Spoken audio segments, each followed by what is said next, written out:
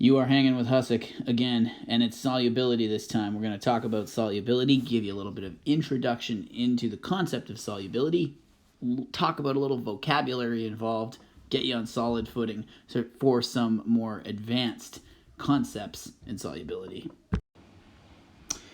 Solubility is basically asking the question, how well does something dissolve? Okay. How well does something dissolve? And it doesn't have to be in water, but usually it's in water. I mean, let's face it, we live in a watery planet, and our number one solvent in this place where we live is water. And 99% of the time we're dissolving things in water. So in terms of solubility, your first two important terms are the thing dissolving, okay? The something dissolving, that's called the solute. And the thing doing the dissolving, the thing that it's dissolving in, that's called the solvent. So that's water, okay? And if we're going to try and dissolve something, we have to generally consider that the solute would come into two broad categories. It's either going to be something that's molecular, okay? This is generally something that's covalently bonded, like exclusively covalently bonded. It doesn't have the little covalently bonded units that have a collective charge called a polyatomic ion. We're not talking about that. We're talking about things that are exclusively covalently bonded. Or is it something that is ionic? Okay, something that has ionic bonding in it. These we tend to commonly call salts, even though, technically they may not all be salts, but we tend to call them salts. So ionic salts, ionic compounds. NaCl would be a classic example of an ionic compound, sodium chloride. Other things could be, for example, we may have potassium carbonate, okay? So what I mean is, although the carbonate ion technically has covalent bonds inside of it, this is an ionic compound because it's made up of K+ ions and of carbonate ions. It's technically made up of ions, so it makes it an ionic compound. And if you put something like this into water, you're making an ionic solution, okay? So you could have an ionic solution or you could have a molecular solution. If you use something like glucose, C6H12O6, or you use something like an alcohol, let's say you use something like methanol, CH3OH, these would be making molecular solutions because those are covalent molecules being dissolved. Mostly when we talk about solubility, we're going to deal with ionic solutions. And that's simply because things that are ionic tend to have a greater solubility than things that are molecular. So in an ionic solution, you're going to have, for example, if you were to have NaCl and it were a solution, we would give it the little term aqueous. AQ literally means it is dissolved in water. This means aqueous. Okay, and aqueous means it's dissolved in water. So if we have some salt dissolved in water, we could just call it NaCl aqueous as a short-term model for that system, okay? So this is literally some salt dissolved in water. Well, what we should understand is that if we have NaCl dissolved in water, NaCl aqueous, what we actually have is we have Na+ ions and Cl chloride, Cl- chloride ions, like this, dissolved in water independently, okay? So as soon as you put an ionic solution into water, it does this. And we say this is called dissociating into its ions. Dissociating into ions. So although you should understand that an ionic compound, like NaCl, is made up of two ions, NaCl solid is the kind of thing that those two ions are locked in a lattice, like connected to each other. They're kind of like stuck in place, okay? And as soon as you put it into solution, those ions are no longer like locked in their individual places like this anymore, but they have a lot more freedom. And that's why we say they're dissociated like this, okay? The difference between an ionic solution and a molecular solution is that you don't have that dissociation with molecular solutions, okay? So these ones are dissociating into ions, whereas in a molecular solution, you don't have any dissociation. In a molecular solution, you just have the molecule, like a sugar molecule, suspended in water, or surrounded by water, okay? So what are these dissociated ions like? Well, you could imagine them also being surrounded by water. So you could picture dissociated ions, okay? And you could imagine them like, all right, from before, here's our Na plus ion, and here's our Cl minus ion. And for them to be aqueous basically means that they're going to have little water molecules, little H2Os, all surrounding them and suspending them in these kind of little houses, little structures, okay? And it's a really stable structure. That's why things happen in chemistry the way they do. They happen because it provides more stability. So we would see, if we could look at it, which we can't actually look this closely at it, everything's so small, but what we would see is that the Cl would be completely surrounded by water molecules with the H's pointing in, because the H's are a little bit more positive end of the molecule, and that the sodium ion is completely surrounded by water molecules with the oxygens pointing in. So that's like physically how we should kind of imagine it and model it, of what's happening when an ionic compound dissolves in water and dissociates into its ions. By the way, a couple more terms besides referring to this as dissociation. They call these electrolytes. So any dissociated ions are also referred to as electrolytes. You probably heard of electrolytes from like sports drinks and stuff like that. It just literally means dissolved ions. Okay, so it's dissolved ions, and they're important in our cells. You may be learning if you're a biology student. They help moderate how much water comes in and out of our cells, and so that's why if you want to hydrate, you need to also make sure you have lots of electrolytes in your body. The other thing that we should be aware of in terms of terminology is that any positive ion is referred to as a cation, and any negative ion is referred to as an anion. So you'll hear the terms cation, anion, electrolyte, dissolved ions, dissociated compounds, everything like that. All right, so when we talk about a compound's specific solubility, okay, so let's get actually using the technical term solubility.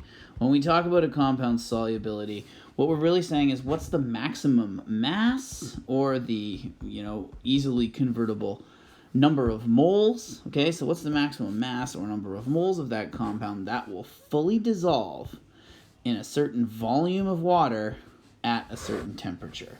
So what this means, if you're digesting this and thinking about it, is we can express a compound's solubility essentially as like grams per liter, right? We could say, okay, what's the mass that will go into a liter of water, right? So I'm not going to bother writing liter of water. We're going to assume water is the solvent. So we can express this in grams per liter, or we can express this in moles per liter. That's how we tend to do it in technical science.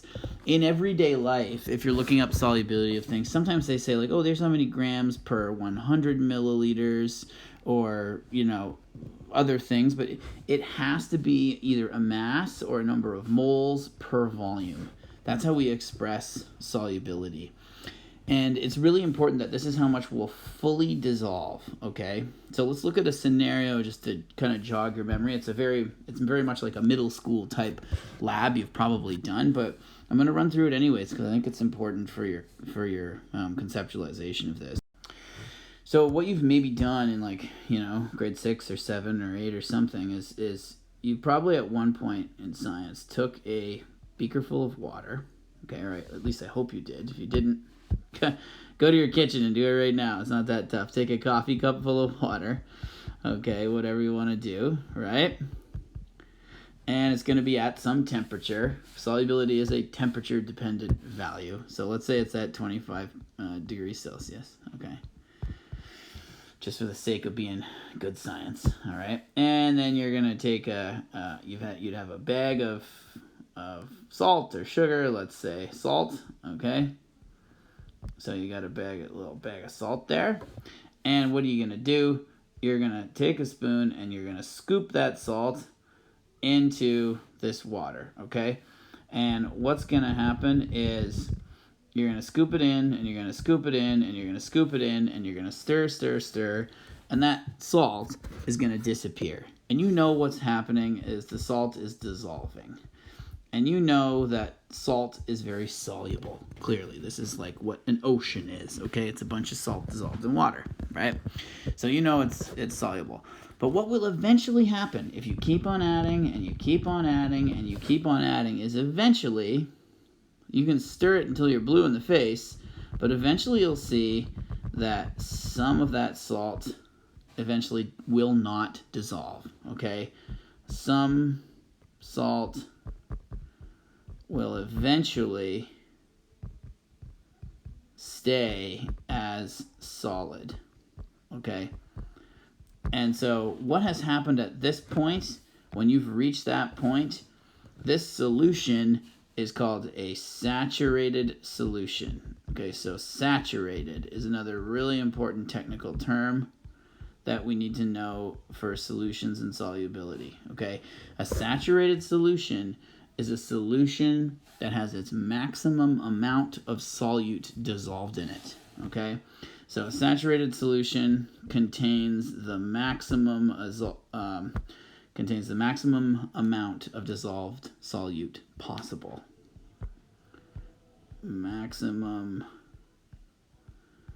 amount of dissolved solute, in this case that I'm running through the solute is salt, possible. Okay, so we're going to look a lot at saturated solutions in this unit on solubility. And what we're going to find out is that each different substance, each different type of salt, whether it's NaCl or whether it's KCl or whether it's beryllium carbonate or whatever it might be, each different type of salt has a different saturation point. And so that saturation point we call the solubility of the salt. So if we carefully, rather than just scooping it right in to the solution, if we first put it on a mass balance, okay, every single time and said, all right, let's add another gram, and then we total it up, and we total it up, and we keep track of our, we make a little table, and we keep track of the total amount of mass that we've added. The total mass added, okay, total mass added to get to saturation. So to get to the point where we see some solid left over in the solution, that would be the solubility of that salt, okay? Or at least that'd be one way to express the solubility of that salt. Okay, so keeping on that vein, keeping that idea in mind, if we've got a totally saturated solution, okay, remember what we have is and let's just use NaCl as the example. So let's just say we've got an NaCl solution here, okay, we have a solution, as we should understand, full of Na plus ions, aqueous, and full of Cl minus ions, aqueous. And they're just suspended in this excess amount of water, okay? And that's what we've got there, okay? But we also know that what we had a little bit of, I'm just going to kind of zoom in on this, you're going to imagine you're zooming in on this, okay? What we also have, along with having the maximum amount of Na plus and Cl minus ions dissolved in water, we also have a little bit of NaCl solid, because remember, we weren't totally sure that this had reached its maximum saturation, that it reached its saturation, until we saw a little bit of solid precipitate, or a little bit of solid be left in the bottom. That's how we knew we'd put as much salt in that solution as possible. So in a saturated solution, it turns out what we actually have is we have an equilibrium established, okay? So all the principles of equilibrium that were previously learned in the equilibrium unit, and if you haven't looked at that stuff yet, go back and look at videos on the equilibrium unit. But if you apply concepts of equilibrium here, that's the idea. So in reality, you've got individual units of NaCl solid turning into, at all times, going this way and turning into Na plus aqueous and Cl minus aqueous, and at the same time, you constantly have ions, aqueous suspended ions of Na plus and Cl minus, going back and turning into NaCl solid, okay? So this is what we would refer to technically as a solubility equilibrium, okay? This solubility equilibrium only exists when there's a saturated solution, okay? So this is a characteristic of a saturated solution. A saturated solution is a system that exists as a solubility equilibrium, all right? So what do you know about equilibrium? Well, you know all sorts of things. You know how it can shift, and you know how it acts, and you know that when a system is at equilibrium, all of this stuff, the amount of that will remain constant, and the amount of this stuff will remain constant, and the rate of the forward reaction is going to be equal to the rate of the reverse reaction, but that the reactions never stop. So all those things hold true. You also know that if you change the temperature, you will shift that equilibrium, okay? You also know that if you increase the concentration of one of those things, according to Le Chatelier's principle, the system will shift to offset that change. You know all sorts of things about this already. And that's what we're going to delve into a little bit as we slowly uncover more layers of this solubility discussion. So when anything's dissolving, you know, we already said this, but it's worth bringing up again. It's gonna go turn into its salts like this, okay? And now we can say, like, well, if we're gonna put the two-way arrow, then we know that's just telling you automatically if this is in equilibrium, then we know it's saturated. Okay, so we know it's at its point where it's been completely dissolved as much as it can be. We're dealing with a saturated solution. And so what we also see then is, just like we could apply the K equilibrium value to that for any system at equilibrium, here we're not going to call it the K equilibrium, but we're going to call it the KSP, which means the solubility product constant. The solubility product constant.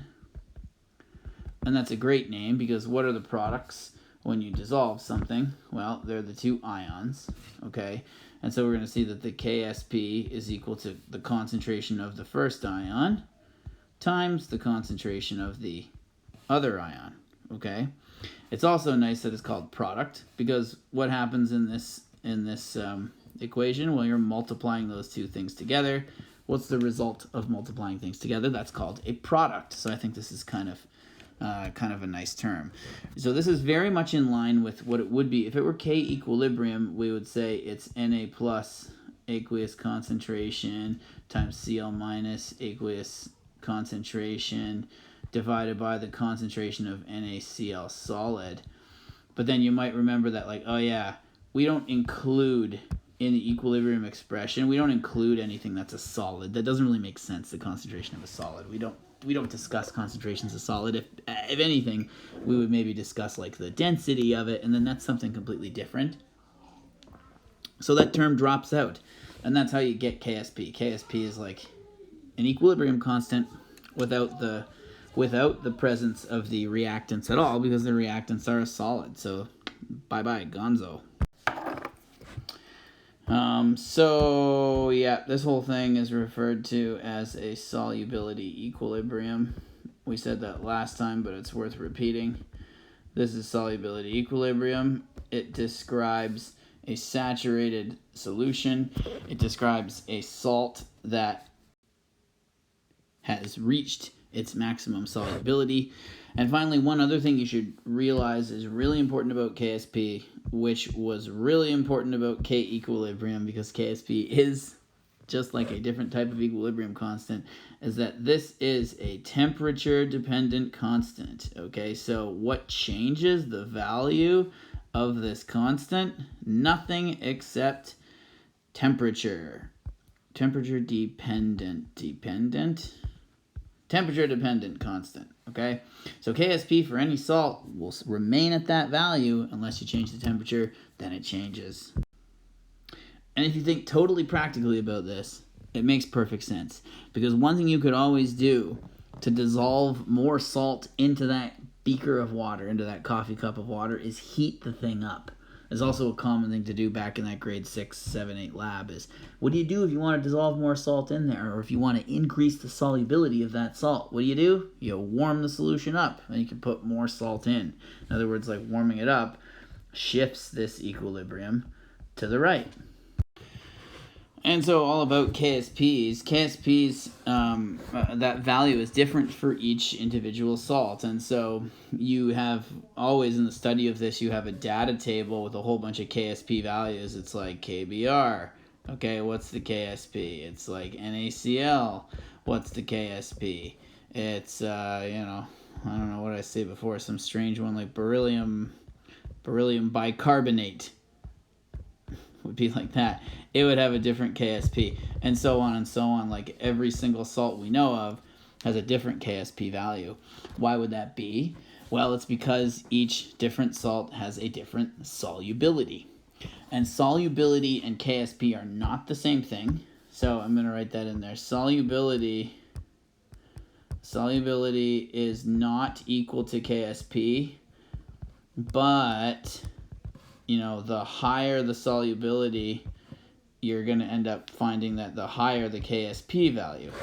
Because if something is more soluble, right, its ion concentrations, so, it's positive ion concentration and its negative ion, its anion concentration, they're going to both be higher when the solubility is higher, because that's what it means. You can dissolve more ions.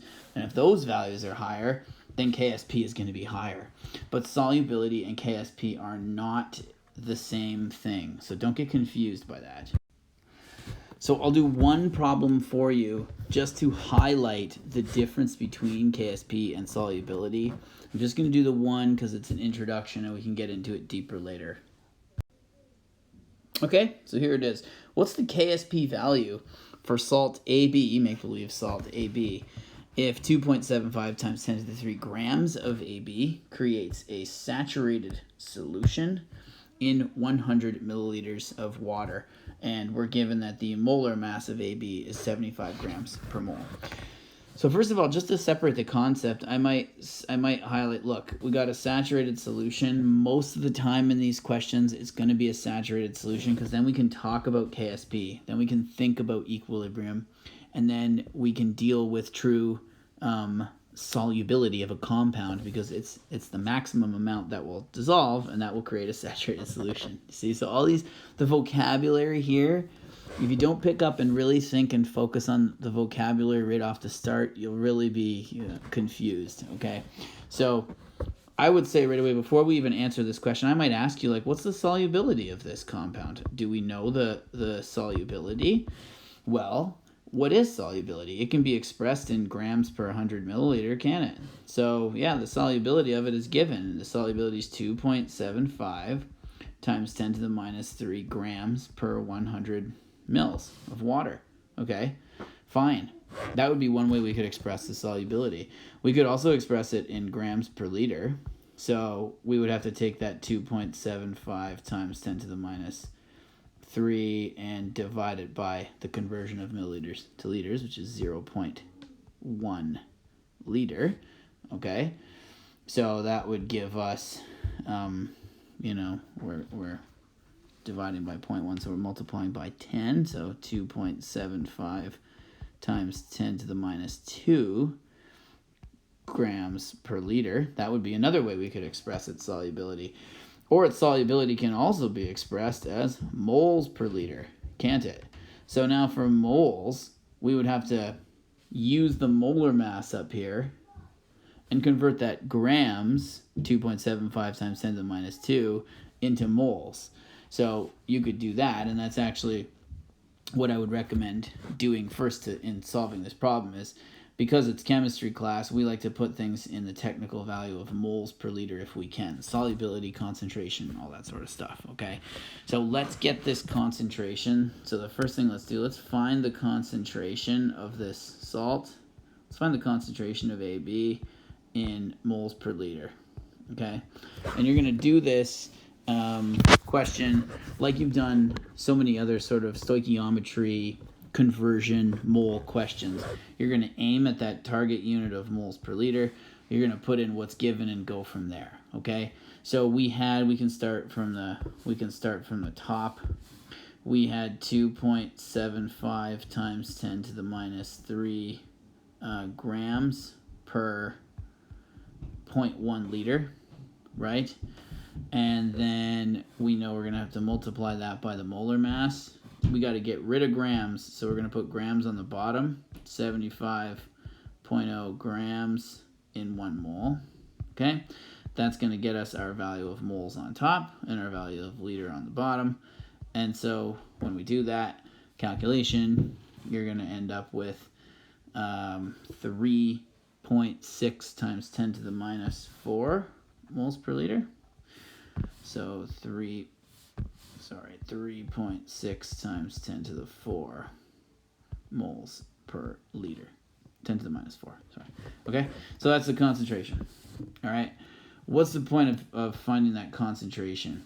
Well, if we know the concentration and we know that salt AB is saturated, so it's going to exist in an equilibrium of ion A plus and anion B minus, like this.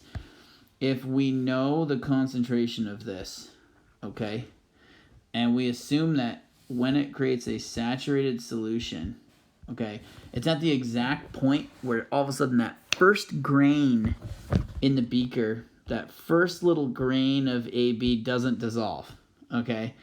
We're essentially assuming that all the mass of it that we brought in up to this point has essentially dissolved. We're almost like not counting that first little grain that stays solid.